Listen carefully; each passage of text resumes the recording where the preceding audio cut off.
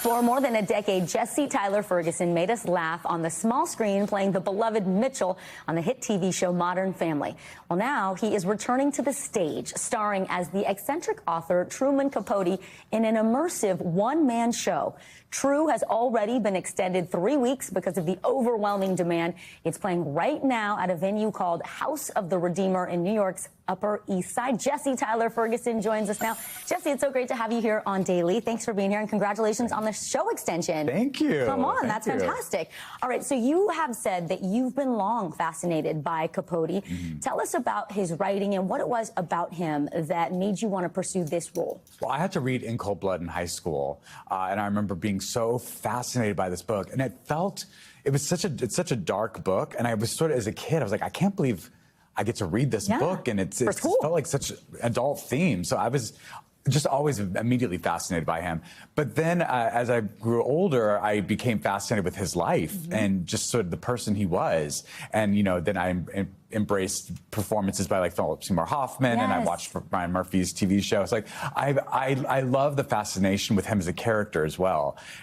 So the opportunity to do this play that was done in the 80s by Robert Morse and be able to bring it back to New York for its first New York revival was such a huge honor. And then to do it immersively when you're in a space where people come into Truman Capote's a living room, and I just do the play inches away from them. Tell me about that, because obviously not everyone's going to be able to make it to the Upper East Side to catch the last 3 weeks of your performance. So for the folks that don't get to experience it firsthand, there's 100 seats. Like you said, you're literally just a few feet away from some of these folks.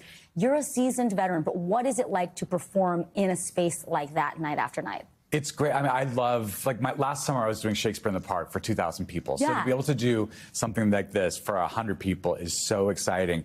I loved working on television. I'm a theater actor, but I loved my experience on Modern Family. We loved it too. And thank you. And what I loved about it was being able to act in close-up and having the camera pick up on these little things. So this is sort of like a wonderful marriage of the two things that I love. I love the intimacy that a camera brings, but to have that intimacy with a live audience, like what we're having right now, is... I mean, no one ever gets that as a stage actor. So I'm thrilled with it feels like a tight wire act, truly. Is there truth to the idea that each performance is different for you as an actor on stage, particularly when it is in such close contact with folks, like someone shifting in their seats, like you hear the laughter or you hear the gasp? Everything. Yes. And that does inform my performance. There are times where I feel like someone might be responding to something a little bit more, so I play into that. Like that's what I love about live theater. Every performance is a little different, and I'm also discovering more about the character. So each performance I do, I go deeper. And so the performance that I do on my first preview is not anywhere near the performance I'm going to do on my last performance. So the audience, you know, also gets to experience, if you come more than once, you know. The evolution of it, and the audience reaction enriches your performance. You mentioned the late Philip Seymour Hoffman. Obviously, this character is your own, and obviously your interpretation of Capote, but what did you do to research and really get in the mindset to play Truman Capote? I watched a lot of, you know, Truman was so present on talk shows when he was in, you know, specifically after In Cold Blood. He was just such a icon and cultural phenomenon. So there's so much to watch of him. And I'm sure every other actor who's played him has also gone to these exact same recordings. But I did look at other actors' portrayals of him just to sort of see how far you can take it. And also to just be inspired by their work on him. But you know, because it is through this vessel of me, like it's going to be different than no matter what. The other people who have done it. But yeah, there have been some really wonderful portrayals of him, and I hope that, you know, mine will be remembered as one that's good too. It is already. People are responding beautifully, and the show has been extended. Before you go, you just turned 50. You and your husband, Justin, have 2 sons.